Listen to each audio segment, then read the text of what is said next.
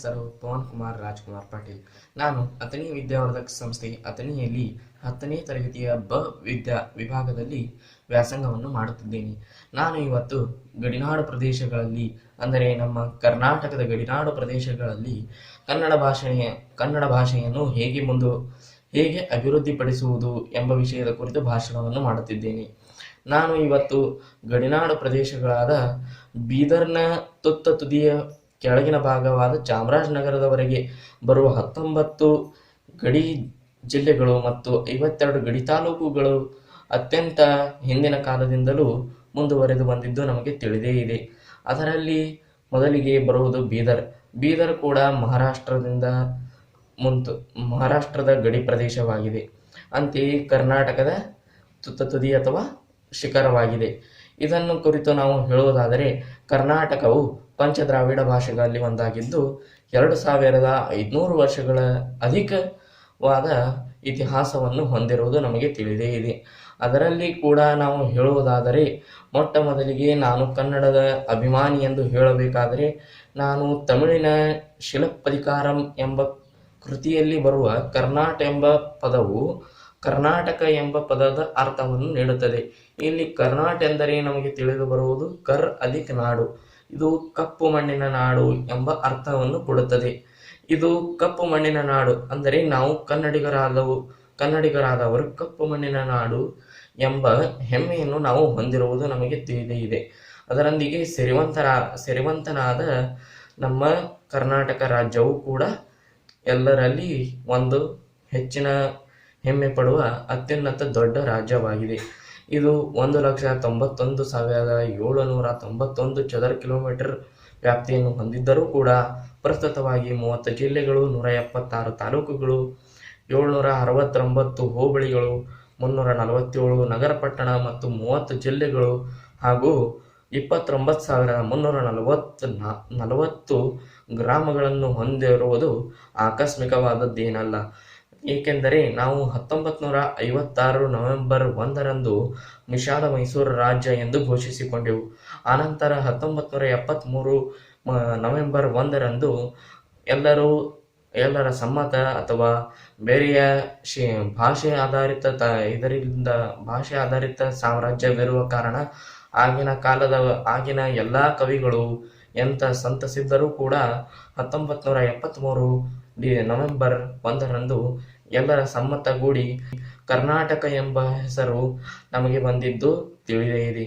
ಅದರಂತೆಯೇ ನಾನು ಇವತ್ತು ವಿಷಯಕ್ಕೆ ಬರುವುದಾದರೆ, ನಾನು ಇವತ್ತು ಒಂದು ಕಥೆಯಿಂದ ಈ ಭಾಷಣವನ್ನು ಪ್ರಾರಂಭಿಸುವ ಉದ್ದೇಶವನ್ನು ಹೊಂದಿದ್ದೇನೆ. ಅದು ಏನೆಂದರೆ, ನಾನು ಒಮ್ಮೆ ದೂರದರ್ಶನದಲ್ಲಿ ನೋಡಿದ್ದೆ. ಅಲ್ಲಿ ಉತ್ತರ ಪ್ರದೇಶದ ಒಬ್ಬ ಜಿಲ್ಲಾಧಿಕಾರಿಯಾದ ನಮ್ಮ ಭಾರತದ ಒಲಿಂಪಿಕ್ ಅಥವಾ ಅತ್ಯುನ್ನತ ದರ್ಜೆಯ ಅಂತಾರಾಷ್ಟ್ರೀಯ ಕ್ರೀಡಾಪಟುವಾದ ಸುಹಾಸ್ ಯತಿರಾಜ್ ಎನ್ನುವವರು ಉತ್ತರ ಪ್ರದೇಶದ ಜಿಲ್ಲಾಧಿಕಾರಿಯಾಗಿದ್ದರು. ಅವರು ಅಂತಾರಾಷ್ಟ್ರೀಯ ಆಟಕೂಟದ ಸ್ಪರ್ಧೆಯಲ್ಲಿ ಅವರು ಒಂದು ಆಟದ ಭಾಗಿಯಾಗಿದ್ದರು. ಅವರು ಒಮ್ಮೆ ದೂರದರ್ಶನದಲ್ಲಿ ಬಂದಾಗ ಅವರು ತಮ್ಮ ಅನುಭವವನ್ನು ಹೀಗೆ ಹಂಚಿಕೊಂಡಿದ್ದರು. ಅವರು ಉತ್ತರ ಪ್ರದೇಶದಲ್ಲಿ ಇರುವುದು ನೇರವಾಗಿ ಕನ್ನಡವನ್ನು ಕಲಿಯುವುದು ಅಸಾಧ್ಯವೆನಿಸಿತು. ಆದರೆ ಅವರ ಮಕ್ಕಳು ಕನ್ನಡದಲ್ಲಿ, ಅಂದರೆ ಕನ್ನಡದ ಚಲನಚಿತ್ರ, ಧಾರಾವಾಹಿ ಅಥವಾ ಮುಂತಾದ ಭಾಷೆಗಳನ್ನು ಅನುಕರಣೆ ಮಾಡಿ ಪೂರ್ತಿ ಕನ್ನಡವನ್ನು ಕಲಿತಿದ್ದರಂತೆ. ಹಾಗೆಯೇ ನಮ್ಮ ಗಡಿನಾಡು ಪ್ರದೇಶಗಳಲ್ಲಿ ಕೂಡ ಕನ್ನಡವನ್ನು ಬೆಳೆಸುವುದು ಅಷ್ಟ ಕಷ್ಟವಾದದ್ದು ಅಲ್ಲ. ಏಕೆಂದರೆ ಕನ್ನಡ ಭಾಷೆಗಳಲ್ಲಿ ವರ್ಣಮಾಲೆಗಳಲ್ಲಿ ದೊಡ್ಡ ಪದವಾಗಿದ್ದರೂ ಅಥವಾ ಕಷ್ಟಕರವಾಗಿದ್ದರೂ ಕೂಡ ಭಾಷೆಯಲ್ಲಿ ಮಾತನಾಡುವಾಗ ಅದು ಅಷ್ಟು ಕಷ್ಟವೆನಿಸುವುದಿಲ್ಲ. ಏಕೆಂದರೆ ಅದನ್ನು ನಾವು ಕಷ್ಟದಿಂದ ಕಲಿಯುವ ಉದ್ದೇಶವನ್ನು ಹೊಂದಿದ್ದರೆ ಅದು ನಮಗೆ ಕಷ್ಟವೇ. ಅದಕ್ಕಾಗಿ ನಾನು ಒಂದು ವಿಷಯವನ್ನು ಹೀಗೆ ಹೇಳುತ್ತೇನೆ. ನಾವು ಜೀವನದಲ್ಲಿ ಏನಾದರೂ ಸಾಧಿಸಬೇಕೆಂದರೆ ನಾವು ಅದನ್ನು ನಕಾರಾತ್ಮಕ ಭಾವನೆಯಿಂದಲ್ಲ, ಧನಾತ್ಮಕ ಭಾವನೆಯಿಂದ ಸಾಧಿಸಬಹುದು. ಏಕೆಂದರೆ ನಾವು ಕನ್ನಡವನ್ನು ಕಲಿಯಬೇಕಾದರೆ ನಮಗೆ ಕಷ್ಟ ಎಂಬ ನಕಾರಾತ್ಮಕ ಭಾವನೆಯನ್ನು ತೆಗೆದು ಧನಾತ್ಮಕ ಭಾವನೆಯನ್ನು ಬೆಳೆಸಿದರೆ, ಅಂದರೆ ನಾವು ಭಿತ್ತಿಪತ್ರ ಅಥವಾ ಫಲಕಗಳನ್ನು ಅಥವಾ ಛಾಯಾಚಿತ್ರಗಳನ್ನು ನೋಡಿ ನಮ್ಮ ಮೂಲ ಭಾಷೆಯ ಬಿಟ್ಟು ಕನ್ನಡವನ್ನು ಕುರಿತು ಅದರ ಬಗ್ಗೆ ಒಂದಿಷ್ಟು ಕಲಿತರೆ ಸಾಕು. ಅದು ತನ್ನ ತಾನೇ ಒಂದು ಸ್ವಲ್ಪ ಚಿತ್ರ ಅಥವಾ ಮತ್ತೇನಾದರೂ ಹಾಡುಗಳು, ಕನ್ನಡಕ್ಕೆ ಸಂಬಂಧಪಟ್ಟ ಸ್ವಾತಂತ್ರ್ಯ ಹೋರಾಟಗಾರರ ಹಾಡುಗಳು ಮುಂತಾದ ಕಥೆ ಕವನ ಸಂಕಲನಗಳು ಮೊದಲಿಗೆ ಕಲಿಯುತ್ತಾ ಹೋದಂತೆ ಮುಂದಾಗಿ ಕನ್ನಡವನ್ನು ಕಲಿಯುವುದು ಅಸಾಧ್ಯವೆನಿಸಿತು. ಆದರೆ ಅವರ ಮಕ್ಕಳು ಕನ್ನಡದಲ್ಲಿ, ಅಂದರೆ ಕನ್ನಡದ ಚಲನಚಿತ್ರ, ಧಾರಾವಾಹಿ ಅಥವಾ ಮುಂತಾದ ಭಾಷೆಗಳನ್ನು ಅನುಕರಣೆ ಮಾಡಿ ಪೂರ್ತಿ ಕನ್ನಡವನ್ನು ಕಲಿತಿದ್ದರಂತೆ. ಹಾಗೆಯೇ ನಮ್ಮ ಗಡಿನಾಡು ಪ್ರದೇಶಗಳಲ್ಲಿ ಕೂಡ ಕನ್ನಡವನ್ನು ಬೆಳೆಸುವುದು ಅಷ್ಟ ಕಷ್ಟವಾದದ್ದು ಅಲ್ಲ. ಏಕೆಂದರೆ ಕನ್ನಡ ಭಾಷೆಗಳಲ್ಲಿ ವರ್ಣಮಾಲೆಗಳಲ್ಲಿ ದೊಡ್ಡ ಪದವಾಗಿದ್ದರೂ ಅಥವಾ ಕಷ್ಟಕರವಾಗಿದ್ದರೂ ಕೂಡ ಭಾಷೆಯಲ್ಲಿ ಮಾತನಾಡುವಾಗ ಅದು ಅಷ್ಟು ಕಷ್ಟವೆನಿಸುವುದಿಲ್ಲ. ಏಕೆಂದರೆ ಅದನ್ನು ನಾವು ಕಷ್ಟದಿಂದ ಕಲಿಯುವ ಉದ್ದೇಶವನ್ನು ಹೊಂದಿದ್ದರೆ ಅದು ನಮಗೆ ಕಷ್ಟವೇ. ಅದಕ್ಕಾಗಿ ನಾನು ಒಂದು ವಿಷಯವನ್ನು ಹೀಗೆ ಹೇಳುತ್ತೇನೆ.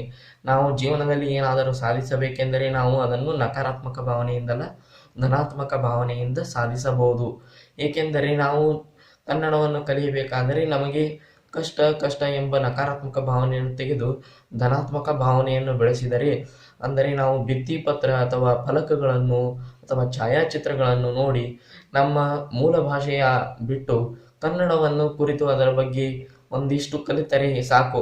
ಅದು ತನ್ನ ತಾನೇ ಒಂದು ಸ್ವಲ್ಪ ಚಿತ್ರ ಅಥವಾ ಮತ್ತೇನಾದರೂ ಹಾಡುಗಳು, ಕನ್ನಡಕ್ಕೆ ಸಂಬಂಧಪಟ್ಟ ಸ್ವಾತಂತ್ರ್ಯ ಹೋರಾಟಗಾರರ ಹಾಡುಗಳು ಮುಂತಾದ ಕಥೆ ಕವನ ಸಂಕಲನಗಳು ಮೊದಲಿಗೆ ಕಲಿಯುತ್ತಾ ಹೋದಂತೆ ಮುಂದೆ ಅದು ತನ್ನಿಂದ ತಾನೇ ತೊದಲು ಹೇಗೆ ಹುಟ್ಟಿದ ಕೂಸು ಮೊದಲೇ ಅಳುತ್ತದೆ, ಆನಂತರ ಅದು ತೊದಲು ನುಡಿಯುತ್ತಾ ಅಮ್ಮ ಅಮ್ಮ ಎಂದು ಕೂಗುತ್ತದೆಯೋ ಹಾಗೆ ನಾವು ಕೂಡ ಫಸ್ಟಿಗೆ ತೊದಲು ಕಲಿಯುತ್ತಾರೆ.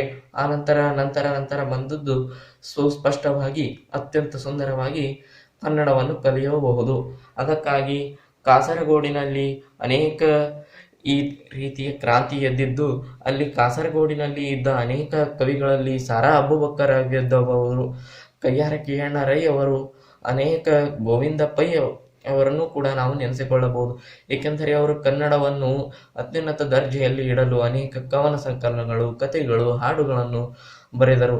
ಇದರಿಂದ ಅವರು ಕನ್ನಡವನ್ನು ಅತ್ಯುನ್ನತ ದರ್ಜೆಗೆ ಅಥವಾ ಕನ್ನಡ ಭಾಷೆಯನ್ನು ಹೆಚ್ಚಿಸಲು, ಅದರ ಗೌರವವನ್ನು ಎತ್ತಿಡಲು ಪ್ರಯತ್ನಿಸಿದರು.